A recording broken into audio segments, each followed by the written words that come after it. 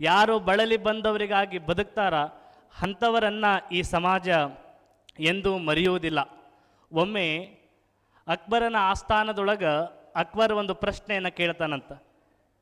ಈ ಜಗತ್ತಿನೊಳಗೆ ಅತ್ಯಂತ ದೊಡ್ಡ ವ್ಯಕ್ತಿ ಯಾರು ಅಂತ ಕೇಳಿದ ಅಕ್ಬರ್. ಏನಂತ ಕೇಳಿದ? ಈ ಜಗತ್ತಿನೊಳಗೆ ಅತ್ಯಂತ ದೊಡ್ಡ ವ್ಯಕ್ತಿ ಯಾರು ಅಂತ ಕೇಳಿದಾಗ ಒಬ್ಬ ವ್ಯಕ್ತಿ ಎದ್ದು ನಿಂತು ಹೇಳಿದ, ಯಾರ ಹತ್ತಿರ ಬಹಳಷ್ಟು ರೊಕ್ಕ ಇದೆ ಅವನು ಈ ಜಗತ್ತಿನೊಳಗೆ ಅತ್ಯಂತ ದೊಡ್ಡ ವ್ಯಕ್ತಿ ಅಂತ ಹೇಳಿದ. ಆದರೆ ಅಕ್ಬರನಿಗೆ ಅದು ಮನಸ್ಸಿಗೆ ಬರಲಿಲ್ಲ. ಅದು ಒಂದು ದಿನ ಇರುತ್ತಾ ರೊಕ್ಕ, ಒಂದು ದಿನ ಹೋಗುತ್ತಾ, ಆ ವ್ಯಕ್ತಿಯನ್ನು ದೊಡ್ಡವನಂತ ಹೆಂಗೆ ಕರಿತೀನಿ ನೀನು ಅಂತ ಹೇಳಿದ.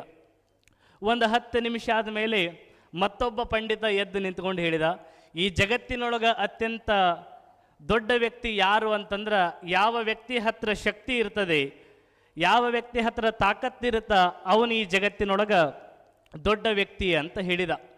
ಅದು ಕೂಡ ಅಕ್ಬರನಿಗೆ ಇಷ್ಟ ಆಗಲಿಲ್ಲ. ಮತ್ತು ಒಂದು ಅರ್ಧ ಗಂಟೆಯ ನಂತರ ಬೀರ್ಬಲ್ ಬಂದ ಆಸ್ಥಾನಕ್ಕೆ. ಬೀರ್ಬಲ್ ಬಂದಾಗ ಮಹಾರಾಜ ಏನೋ ಪ್ರಶ್ನೆ ಕೇಳಿದಲ್ಲ, ಏನು ಅದು ಅಂತ ಕೇಳಿದ.